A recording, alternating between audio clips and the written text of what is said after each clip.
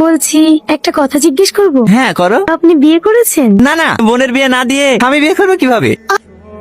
কি হলো? ইঁদুর কোথায় দূর? এখানেই ছিল। চলে গেছে মনে হয়।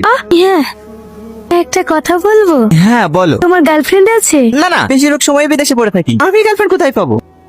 তোমার? না না, তোমার কোনো বয়ফ্রেন্ড নেই, আমি সিঙ্গেল। এই নাও। আমি খাবো না। আরে ধরো তো। ওভাবে কি দেখছো? জানি না।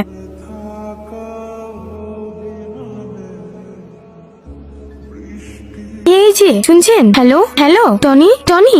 হ্যাঁ বাস স্ট্যান্ডে পৌঁছে গেছি তো, বাড়ি যাবেন না? হ্যাঁ, একটু ঘুমে গেছিলাম। একটু না, প্রায় 1 ঘন্টা শুয়েছিলেন আমার কোলে মাথা দিয়ে। সরি, কিছু মনে করো না। হ্যাঁ আসলে কখন ঘুমিয়ে পড়েছে বুঝতে পারিনি। আরে না না, ঠিক আছে।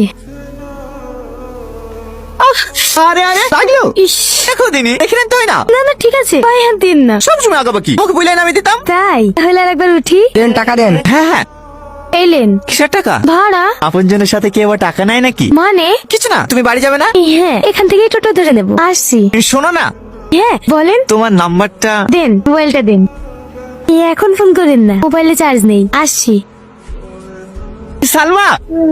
ভাই, এ ভাই, কতক্ষণ ঘুমাবি রে? ওঠ না। এই সাত গাতে গাতে এসছে, একটু ঘুমাতে দে। জ্বালা থেকে নে, কতক্ষণ ঘুমাবে? বেলা 2টো বেজে গেছে, সবাই বাজারে জল লেগে রেডি হয়ে বসে আছে, শুধু ওই পরি পরি ঘুমাচ্ছে। আর একটু ঘুমা, তারপর ডাকিস। কি রে, এখনো ওঠেনি? না। টনি টনি, হ্যাঁ বলো ভাবি। বাজারে যাওয়ার লেগে সবাই বসে আছে, যা ওঠ, উঠে মুখটা ধুয়ে লেগা। হ্যাঁ হ্যাঁ যাচ্ছি। মা, ব্যাগে টাকা আছে, ওখানে 20,000 টাকা লেসে দাও দিনে। হ্যাঁ হ্যাঁ, দিছি। সে সকাল থেকে রেডি হয়ে বসে আছি বলে কি নিবি? চত্ব বাজারে, তারপরে দেখবি কত কি লেবো। আমি কিন্তু একটা ভালো শাড়ি নিব। কেন, সেদিন তুমি শাড়ি নিলা যে? সেটা তো আমার স্বামীর সাথে নিয়েছি, দেওরের সাথে নেবো না। বাবু, ব্যাগে টাকা পাওয়া যে? তুমি কি বলছো? ভালো করে খুঁজছো? হ্যাঁ, সব জায়গাতে খুঁজনো।